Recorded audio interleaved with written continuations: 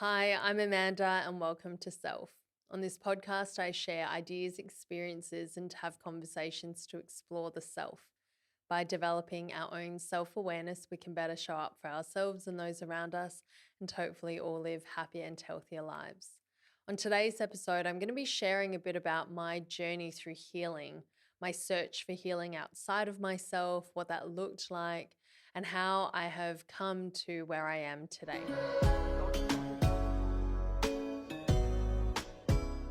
This word healing is definitely a bit more of a buzzword these days. I hear it a lot, perhaps because my Instagram feed is generally filled with a lot of psychology and trauma-based stuff. But I know that we hear it in self-development, in any kind of self-work, self-healing spaces. Even, of course, on this podcast, I've used the word healing a lot. Specifically for this episode, when I speak about healing, I'm talking about in the context of trauma and the way that it's been stored in my body.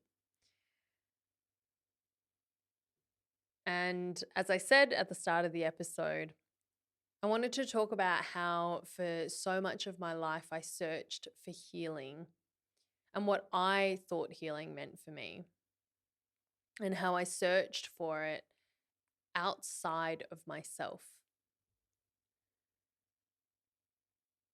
And all of this, of course, is in hindsight. At the time that I was on my quest for healing, I wasn't exactly conscious or fully aware that that's what I was doing. And this has come to light for me recently because of the yoga teacher training I did at the start of September. And it was titled Embodied Trauma Integration, run by several facilitators, essentially about trauma to better inform the participants there about trauma, how it's stored in the body, the way it impacts our nervous systems, how to better hold a safe space and a container for people, knowing that essentially all of us have trauma stored within us in some way, shape, or form. Now, I've heard a lot of people say to me in the past, well, I don't have any trauma. It's not like I was abused or whatever. And we often associate trauma to a specific action, something that has to warrant a significant reaction in us. We measure it as almost this grading scale that something big needed to happen in order for trauma to occur.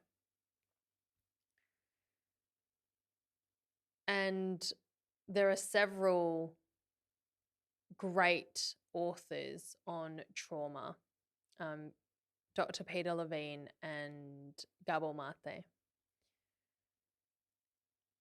And in this newer work when it comes to trauma, what we now understand is that trauma is not what happened, it's how our body remembers it. I believe that that's Peter Levine that said that. And something that he says in one of his books, and I'm going to read this to make sure I don't botch it. So this is from Dr. Peter Levine. He says, I've come to the conclusion that human beings are born with an innate capacity to triumph over trauma. I believe not only that trauma is curable, but that the healing process can be a catalyst for profound awakening, a portal opening to emotional and genuine spiritual transformation. I have little doubt that as individuals, families, communities, and even nations, we have the capacity to learn how to heal and prevent much of the damage done by trauma. In so doing, we will significantly increase our ability to achieve both our individual and collective dreams. And that part there that really stands out for me is the fact that we have a capacity to learn how to heal and prevent much of the damage done by trauma. meaning the damage that trauma leaves within our bodies, the imprint it leaves on our nervous system, and therefore affects the way that we react and the way that we exist in the world. If we rewind this and look at how I searched for healing for most of my life, if we go right back to childhood, when I was about 9 years old, there's a lot of like core memories around this age, but I had a diary and I remember writing in that diary, hoping that a family would adopt me. I did not like being at home, clearly. So I wished and wrote about a white family. And I imagined that I picked a white family because it meant that perhaps in my little mind, what made sense to me is what's happening at home happens because we're Vietnamese. So maybe if a white family comes, and perhaps all the movies I watched, the white families looked really happy. If this white family with a dog came, that they would rescue me. And that, I would say, was the start of my understanding that healing meant no more pain. And all I wanted was that pain to end. Through that period as well.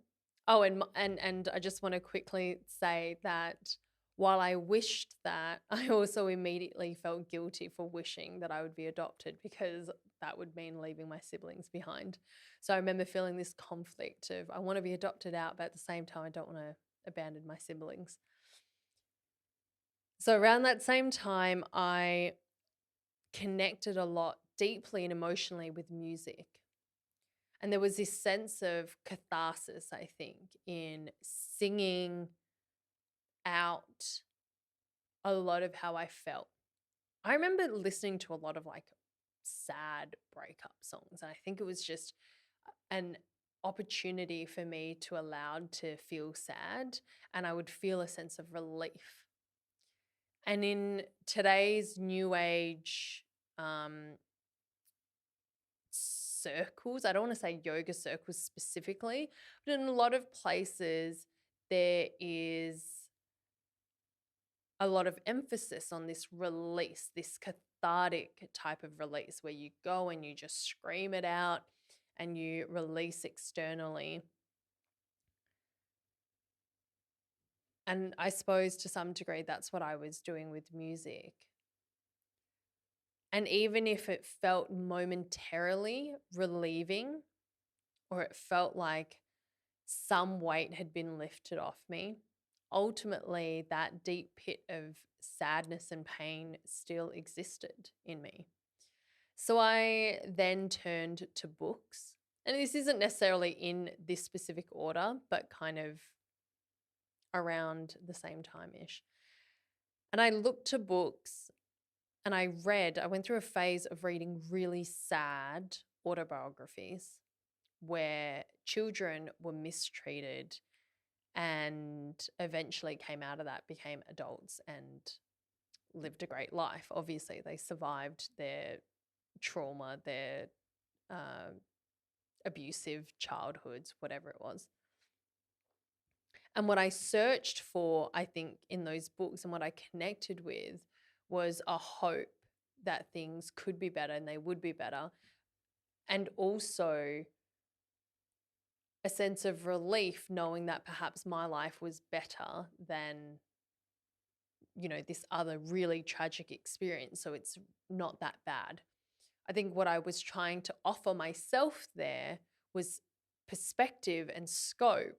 So it was almost like if I read about someone who's got it way worse than me, then maybe, just maybe, that understanding alone might make things feel better for me.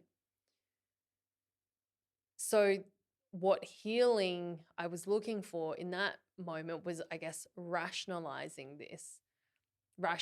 my childhood in a way that made sense so that perhaps the pain wouldn't be so significant. And after that, through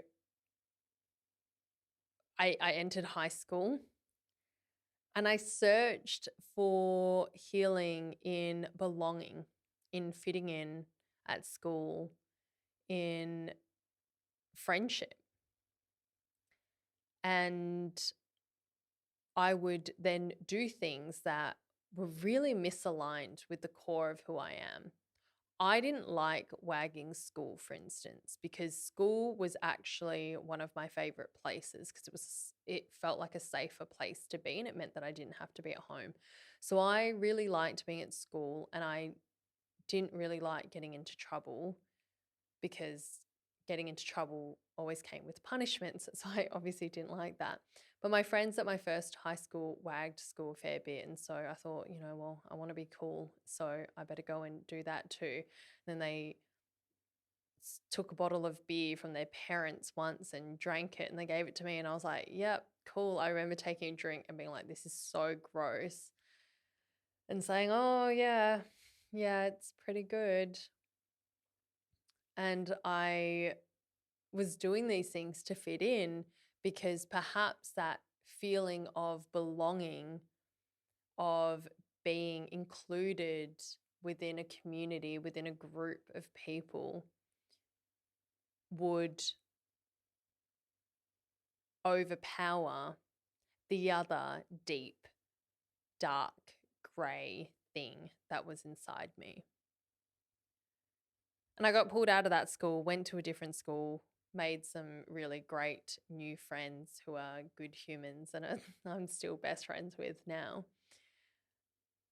But up to that point, I still was walking around with all of this confusion in me, with all of this that sat in there, and outwardly, perhaps people may or may not have known. So then I turned to church.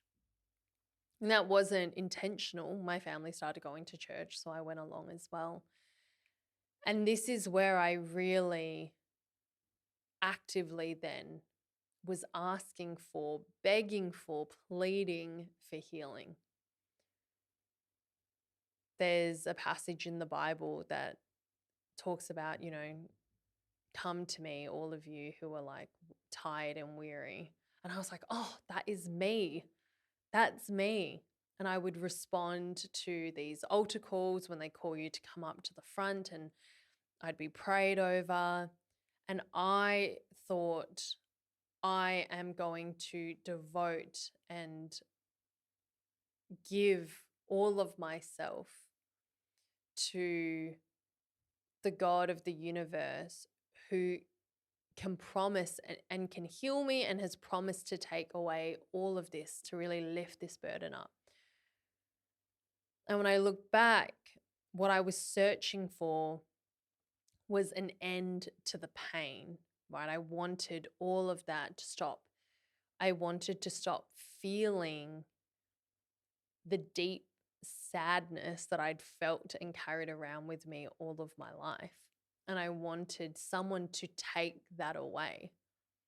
And all of the promises I was receiving, the promises I had made up for myself, in searching for this through my books and through music and through friendships, or the promises perhaps that came from my church, what it promised me was that all of these burdens could be lifted. I wanted to feel this lightness that I was told about.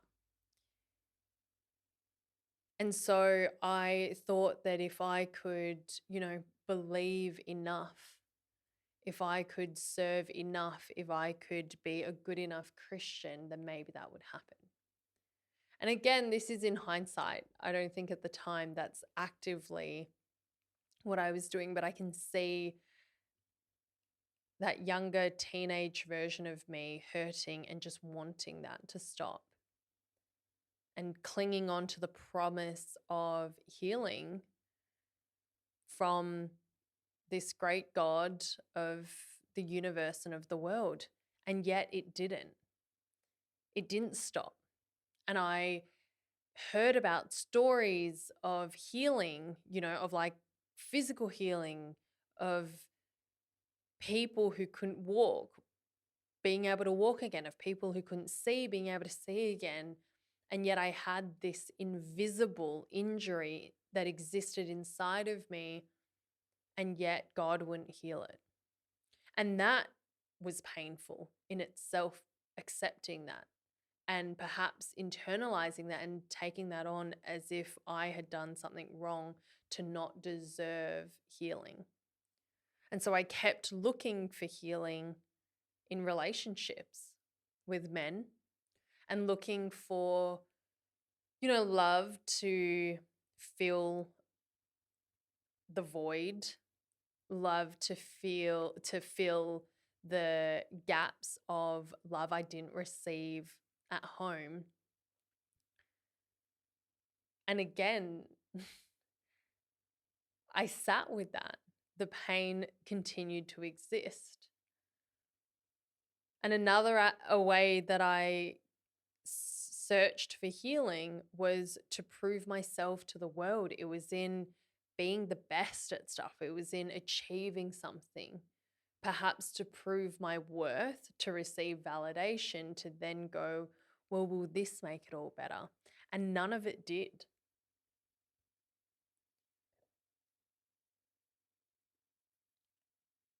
For the past 11 years, I have been on this journey and worked through different modes of therapy and through different stages of my life, worked a lot with my nervous system.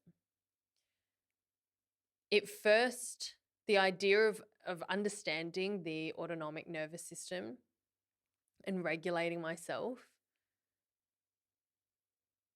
was first a thing for me 11 years ago when I went to therapy for the first time. And I went because, if you've listened to a past episode, you already know this, because of the way I was behaving in my relationship and in conflict, not being able to manage that and switching from anger to rage really quickly.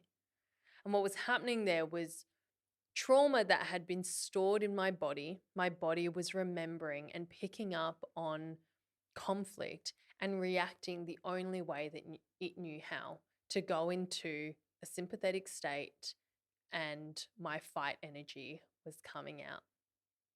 And so my therapist introduced me to some self-regulation tools.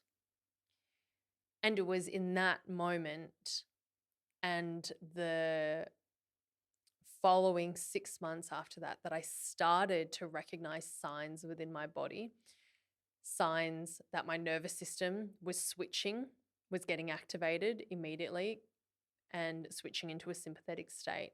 And then utilizing these tools that I'd been taught to down-regulate my nervous system. And that was a big game changer for me. Being able to regulate myself meant that I could bring myself back into the present moment and bring my awareness back to the fact that even though this thing might feel familiar from childhood and my brain wants to protect itself by switching into this fight mode, because when I was young, I couldn't fight for myself or advocate for myself. Rather than getting sucked into that, was I suddenly had agency when I could calm my nervous system back down and then decide and respond accordingly. I have since then, in the past 11 years, done so much work with my body generally. And you may have heard or not that a lot of emotions, we store our emotions in our body. The body has its unique memory, these imprints that get left on us. When we talk about trauma, it's how the body remembers it. And then the brain recognizes that. And that's why we get what I'm sure you've heard of it, I'm sure you've experienced it, triggered, right? Someone says something, someone does something, and immediately we feel triggered and our nervous system gets activated, and it's something familiar that's happened in the past, and it's pulling us right back into that moment. So what I've learned since then, what I've learned in my long journey of searching for healing, is that the capacity for healing always existed inside of me from the get-go. I had the power and have done the work to heal myself. The power existed within me, that no one else externally can come and heal any of that. There's no magic wand that we can just wipe over as much as you like to do the work, that the body actually knows how to navigate its way. And it's just a matter of listening to that. And that's what I started doing. I started listening to my body, listening to when my nervous system was activated, getting curious with what was going on for me. And then being the person to utilize tools to downregulate myself again gave me that sense of power back as well.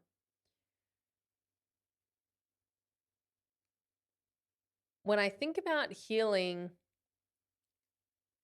something that comes to mind for me is a physical wound.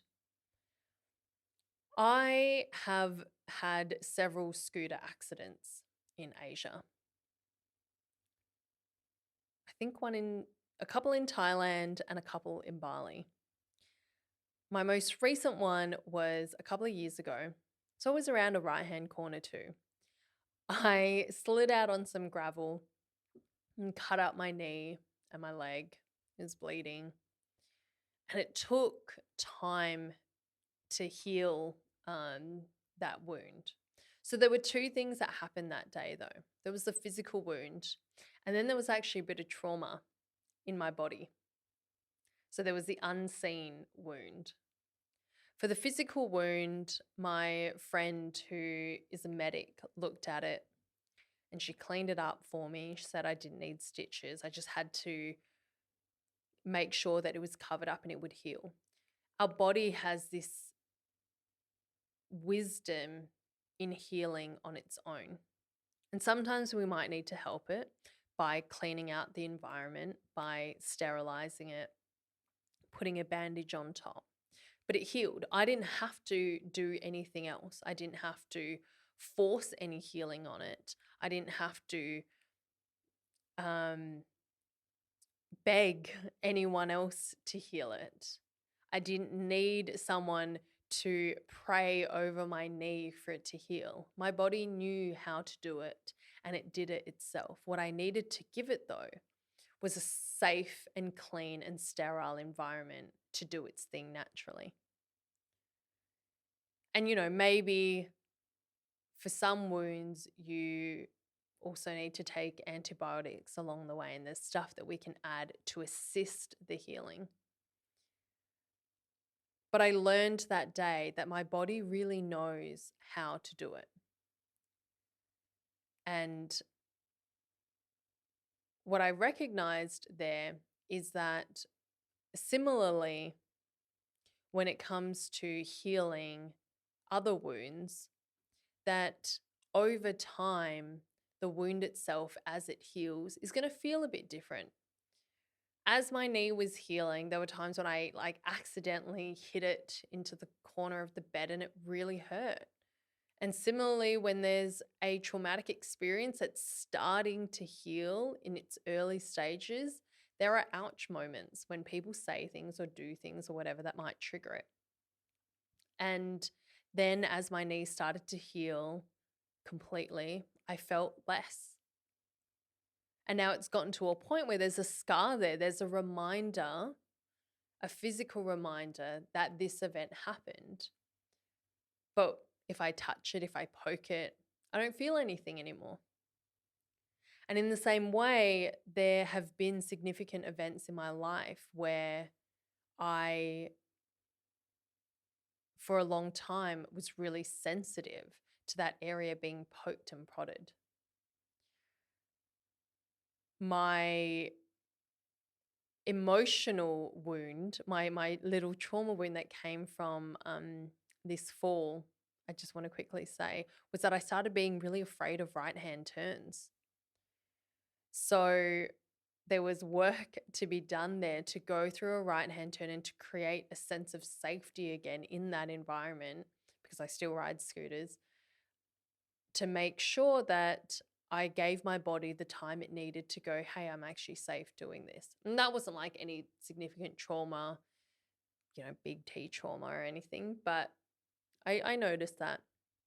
And what I wanted to say is quite similarly with this physical scar and wound that I have, that there are things that happen that leave a wound inside of us. And the healing outside isn't what ultimately heals and does away with that. I don't believe that we can ever necessarily be restored to a point as if that didn't happen. And I don't think that there's necessarily good that can come from that either. Much like the scar that's on my leg, it's a reminder that this thing happened and I survived it and my body healed. And similarly, there are things now where I used to be super triggered by that no longer trigger me. There was a time when I couldn't talk about my childhood. I didn't even speak about it at all. And whenever I did, it was me reliving my trauma. I would feel everything again. My nervous system would experience all of the overwhelming sensations that I felt as a kid. And that's not the case anymore. And that's been through a course of listening, acknowledging, recognizing stuff that shows up in my body. And rather than ignoring it, it's just listening, getting curious with it. And then learning the tools to manage, learning the tools to self-regulate. And that in itself has been one of the major stepping stones in my healing journey. And all of that is naturally within the body. I had this recognition about halfway through the yoga teacher training that all of the work that I've done to heal myself has been my work. That for so long I looked for it outside at everything else, just trying to release all of this through the request of having someone else take it away from me. I wanted it taken away from me, when really what it was that I needed was just to listen. And like I said, I had this moment of recognition that, wow, for so much of my life, I just searched outside. And what I'm really grateful for is that along the way, what I've been guided constantly back to is back to the power that I have, to the wisdom of my body to heal itself, for me to listen and to respond. And through that, what it has meant is over time, my nervous system doesn't live in this constant state of fight or flight. That I am, I'm not going to say never, but nowhere near as triggered as I used to be. And there are some things that still come up from time to time, and I listen to what goes on for my body. So my encouragement here for you is, if you have also been someone who has searched for healing outside of you, I want you to know that I hear you and I understand what that's like and how demoralizing it can feel sometimes, how lonely it can feel to be in search, to ask, to beg, to plead for, to be promised healing and to not receive the relief that you seek for. And I want to let you know that you are capable. We are all capable of genuinely healing ourselves, meaning we are capable of listening to the wisdom that's in our body and to learning the tools to regulate our nervous systems, to bring it back into a safe state, into its parasympathetic state. And in doing that, perhaps then we can exist in the world in a way that creates safety for others as well. So, this was just a little bit about my healing journey. Thank you for listening and for tuning in to today's episode. Please follow the show on Instagram at Self with Amanda. Please subscribe, rate, review the podcast anywhere you are watching or listening. I release episodes every Thursday, and I will see you next week. Bye.